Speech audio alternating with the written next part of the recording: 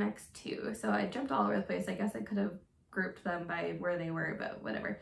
The next restaurant I'm going to talk about is Via Napoli. So Via Napoli is the pizza place in Italy, in the Italy Pavilion in Epcot's World Showcase. Again, I think I initially heard about this restaurant just from the WDW Magic people, and you know, who doesn't love pizza? And truth be told, I don't really love pizza sauce. Like I said before, I'm kind of a little picky, and sauce is one thing I'm picky about, and it's more the seasoning in it that bothers me. I'm not going to get into the whole thing. It would be a whole child's worth of stories. But I neither here nor there. I was in Italy, actual Italy, when I was in high school, and ate pizza there, and it was amazing. And I think it's because it's just like simple ingredients. It's like straight tomato sauce without much in it, just mozzarella, fresh mozzarella, whatever, you know, ingredients you want on it. And so when I found Via Napoli, I was like, oh my gosh, this is literally just like Italy. And so we go there all the time. It's 1 credit, I would assume, and I don't think I said it for Sun and Hill, but I think Sun and Hill is 1 credit as well. Again, don't quote me. Why did I keep bringing it up? But whatever. So we usually get the pizzas. They have huge stoves. I think they have names on them because they always talk about them in the Magical Express, like Stromboli or something is one of the names, the oven's names. But the restaurant is massive. So the one downside of this restaurant is that it is very loud in there, especially if you're in one of like the glass rooms that connects to the outside area, because I don't know what it is in there, but it's so loud. I think it just like bounces off the glass. But there's this nice room in the back by the bathrooms that's actually pretty quiet. So it's nice if you're back there. But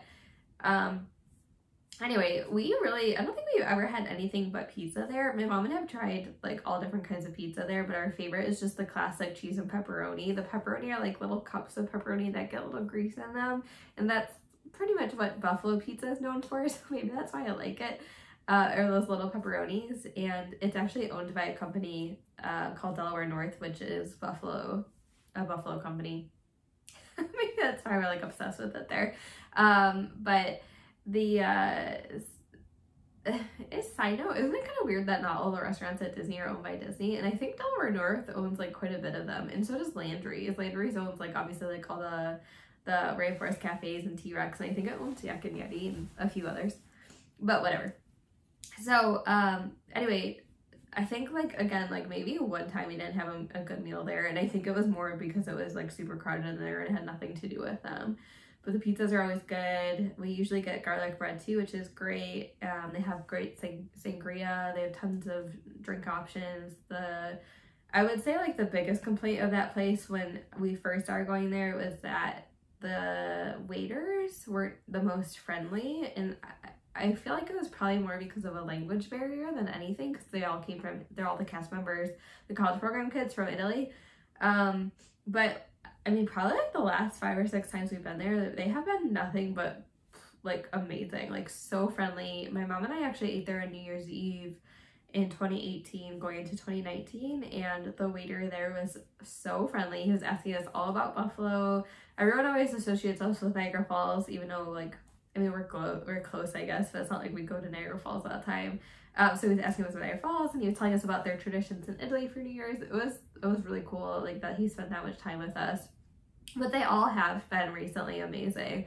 So definitely recommend it, especially if you want pizza. I know some people who don't like it, my friend Christy being one of them, who you see on my stories all the time, and you know, and probably, I don't know if I filmed her on our last trip, even though we were together. I think she was briefly in it.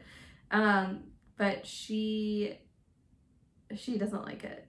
But a lot of other people do.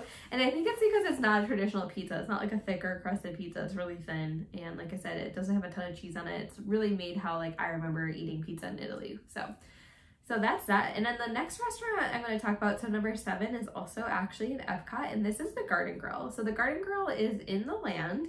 It's on the 2nd floor. It rotates. And so that's probably what may make you look, you know, notice it.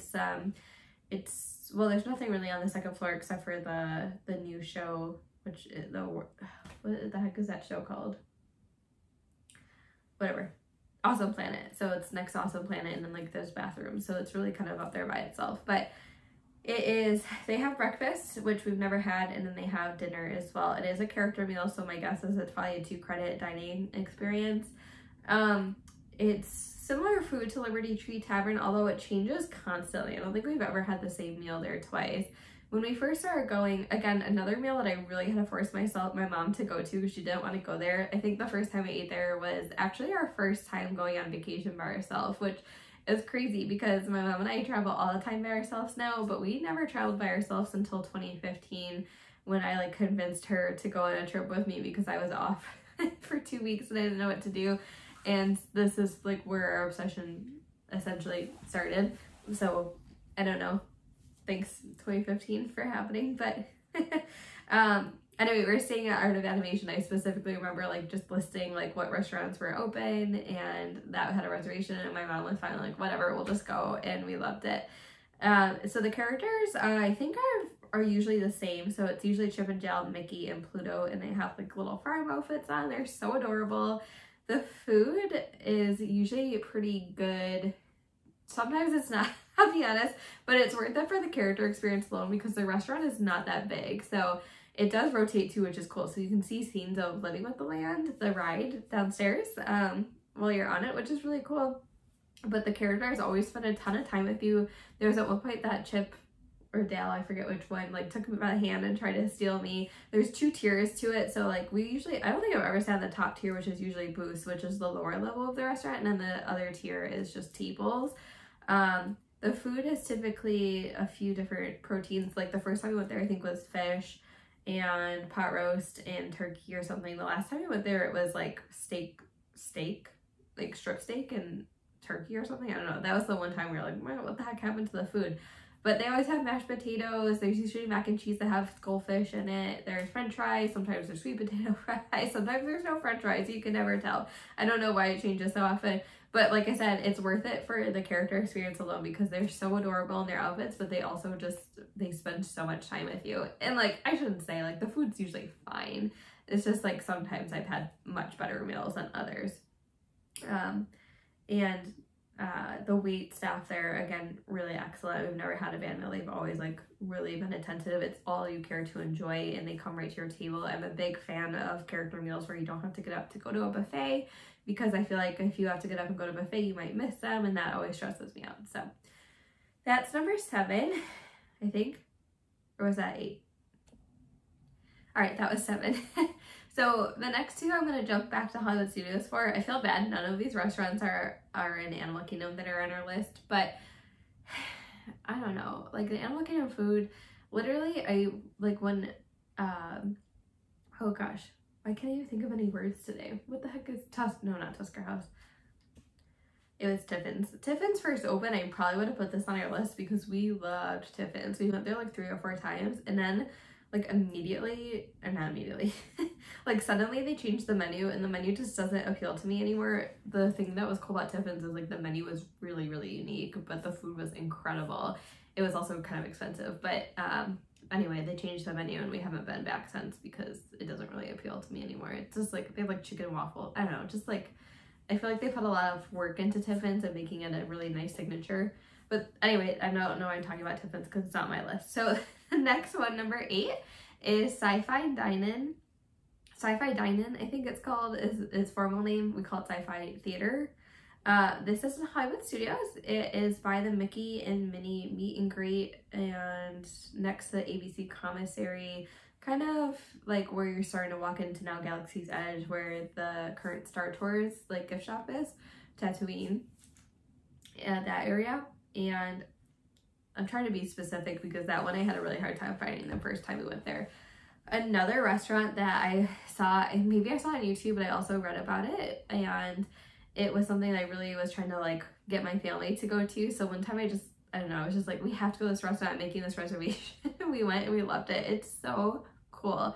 So it's themed another like maybe like 50s or something. I feel like all our restaurants we like are like old school themed, I guess. But restaurant, you walk in and you're sitting in cars and it's like you're at a drive-in and they show some clips from like old sci-fi movies, hence the name, and there's some just like funny commercials that you might have seen at a drive-in in the 50s or 60s.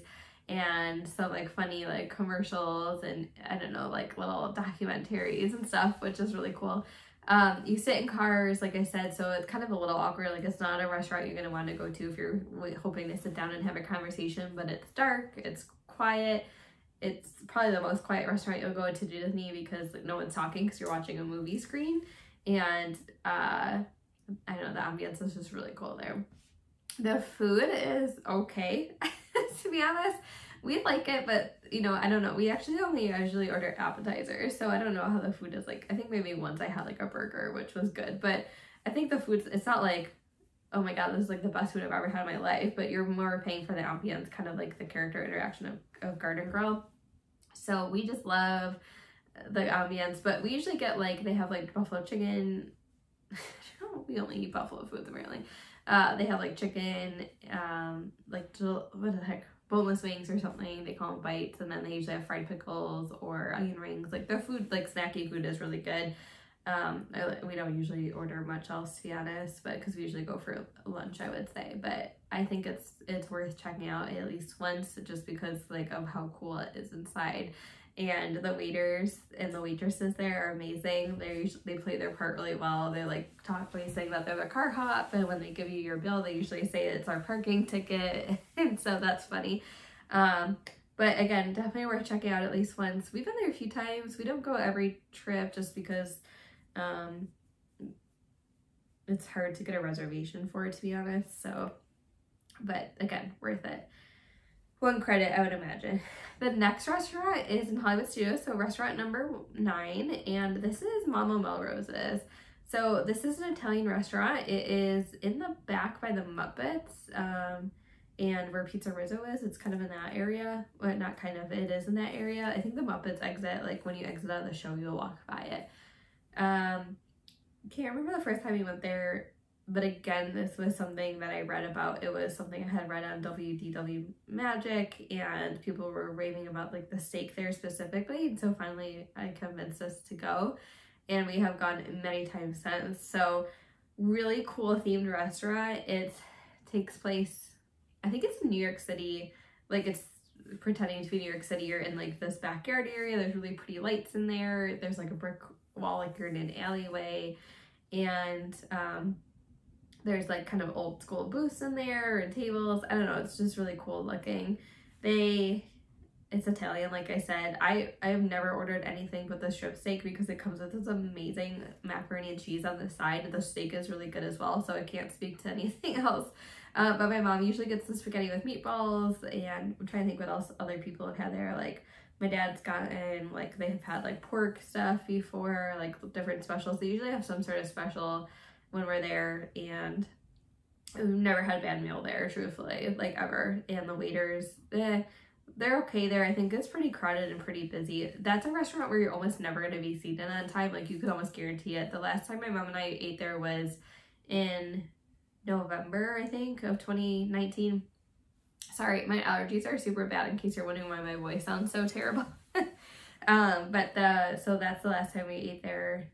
And I think our reservation, it was pretty late at night because I picked it up pretty last minute, and it was like maybe at 8:30. I don't think we ate till 9, which we're not night people eaters, so that was a little bit tough for us. But and they're like always behind. But they also have like cool, like where you sit to wait to be called. They have like celebrity pictures out there. I don't know, it's just like a really cool vibe in there. But the food is always really good, and I feel like it's underrated. A lot of people have come out of there saying they didn't really care for it, but I love it there. They actually took the strip steak off the menu once, and people literally rioted, and it came back within 2 weeks. All right, so that's that. And then our last restaurant that is number 10 in our top 10 Disney restaurants is, I have to think about it. I can't remember. By the way, I'm pretty sure Mama Melrose isn't 1 credit. It's 1 credit as well. All right, so last but not least, I feel like this one I'm gonna get a little pushback for, and like I'm even surprised I put it on the list myself, but I think it's because the last time we went there we had an incredible meal and a great experience. And this one is Cinderella's Royal Table. So this is the restaurant that's in Magic Kingdom. It's in the castle, And that alone is probably why it's worth it to me to go there. But they have breakfast, lunch, and dinner. It is not cheap. It is definitely a 2-credit meal, I would imagine, because of how much money it is when you pay out of pocket. It is a character meal with princesses. They, I don't know, the whole thing is really cool. So the biggest thing is they're almost always behind there too. They don't even let you check in early. Like, I feel like every other Disney restaurant you could check in at, like me, we usually check in like 10 to 15 minutes early, and they whatever, they don't care. But they're like, you can only check in if you have a 4:30 reservation, you can only check in at when we tell you to, and it's usually like 4:25. But once you check in, then you get to walk in the really cool like lobby area, which looks obviously like a castle, because it is. And there's like what's it called, men in armor, what do you call those things, whatever, you know, like whatever, soldiers, whatever. And you can see Cinderella. That's where you meet Cinderella, where there's a photo pass photographer, so you meet her right away. Then they like ring this bell when they call your name, and you get to walk up this beautiful staircase up to this dining room, or you can take the elevator. It is gorgeous in there. The windows are stunning. You can see, when the first time we ever ate there, we sat at a table right over that overlooked the carousel, which was incredible. It's not very big in there, so it's not super loud. They do have some activities, like you get a wand if you're a girl, or a sword if you're a boy, or you can choose, you know, I'm sure they let you choose if you don't want a wand or a sword or whatever. And you get a wishing star, and so there's sometimes where you have to wave your stuff and wish on the star, kind of like all the other character meals where they try to put some sort of interactive element in there. But we've only eaten lunch and dinner there, so I can't speak to breakfast. But I would say like the first few times we went there, I would say the food was just okay, but the last time we ate there, it was amazing. They changed the menu, and I don't know, whatever they changed it with, like, it was great. It's because it's a prefix meal, you get a breakfast, or I'm sorry, you get an appetizer, an entree, and a dessert.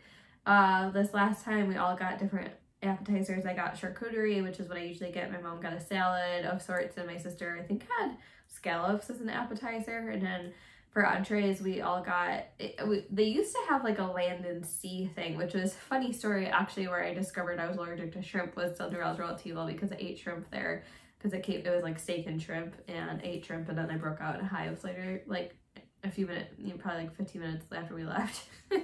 So whatever. So I was happy actually that that's not on the menu anymore, but we got this like filet mignon. Oh my god, it was so good. But aside from the food, because I think the food there can absolutely be hit or miss, and it's almost never hot, to be honest.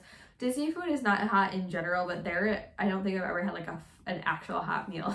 I don't know why, but so anyway, so they announced the princesses as they come out. It's not the same princesses. Cinderella's the only one that you're guaranteed to meet. This last time we actually met Jasmine and Ariel and Rapunzel. We've never seen Rapunzel there before, so I thought that was an interesting one to have. But they tell a little story about them, and then they announce them, and everyone claps, and it's really sweet. And they are pretty interactive because, again, not a huge restaurant, and I think that's nice too. But the last time, truthfully, we were just there for the food.